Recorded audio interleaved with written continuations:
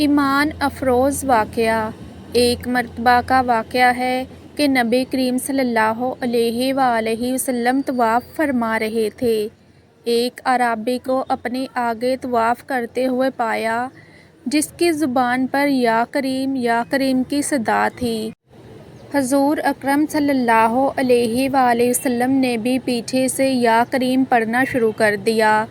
وہ اعرابی رکن یمانی کی طرف جاتا تو پڑھتا یا کریم۔ سرکار دو عالم صلی اللہ علیہ وآلہ وسلم بھی پیچھے سے پڑھتے یا کریم۔ وہ اعرابی جس سمت بھی رخ کرتا اور پڑھتا یا کریم، سرکار بھی اس کی آواز سے آواز ملاتے ہوئے پڑھتے۔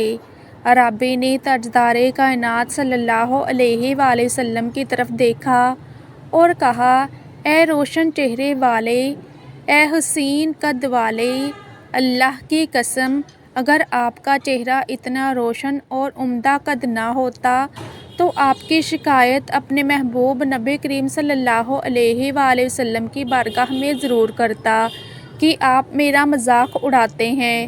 سید دو عالم صلی اللہ علیہ وآلہ وسلم مسکرائے اور فرمایا کہ کیا تو اپنے نبی کو پہچانتا ہے؟ عرض کیا نہیں۔ آپ صلی اللہ علیہ وآلہ وسلم نے فرمایا پھر تم اس پر ایمان کیسے لائے؟ عرض کیا بن دیکھے ان کی نبوت کو تسلیم کیا، مانا اور بغیر ملاقات کے میں نے ان کی رسالت کی تصدیق کی۔ آپ صلی اللہ علیہ وآلہ وسلم نے فرمایا مبارک ہو، میں دنیا میں تیرا نبی ہوں اور آخرت میں تیری شفاعت کروں گا۔ وہ حضور صلی اللہ علیہ وآلہ وسلم کے قدموں میں گرا اور بوسے دینے لگا۔ آپ صلی اللہ علیہ وآلہ وسلم نے فرمایا میرے ساتھ وہ معاملہ نہ کر جو عجمی لوگ اپنے بادشاہوں کے ساتھ کرتے ہیں۔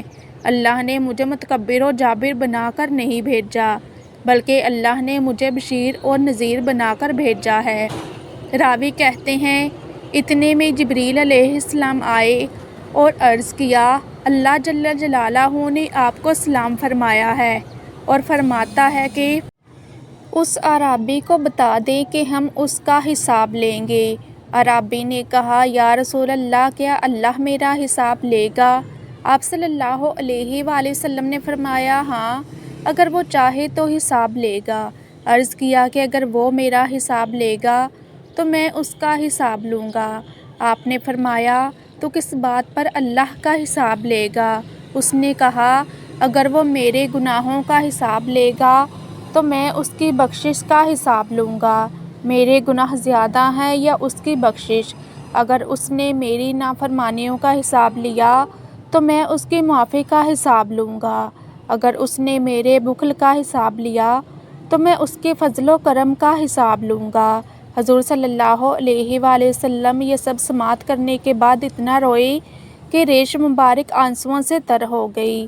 پھر جبریل علیہ السلام نے عرض کیا اے اللہ کے رسول، اللہ سلام کہتا ہے اور فرماتا ہے کہ رونا کم کر دیں۔ آپ کے رونے نے فرشتوں کو تسبیح و تہلیل بھلا دی ہے۔ اپنے امتی کو کہیں نہ وہ ہمارا حساب لے نہ ہم اس کا حساب لیں گے، اور اس کو خوشخبری سنا دیں کہ یہ جنت میں آپ کا ساتھی ہوگا۔ حوالہ مسند احمد بن حنبل۔ آئی ہوپ کہ آپ کو میری آج کی ویڈیو اچھی لگی ہوگی۔ مزید ایسی اسلامک ویڈیوز کے لیے میرے چینل کو سبسکرائب کر لیجیے۔ جزاک اللہ، خوش رہیں اور خوشیاں بانٹتے رہیں۔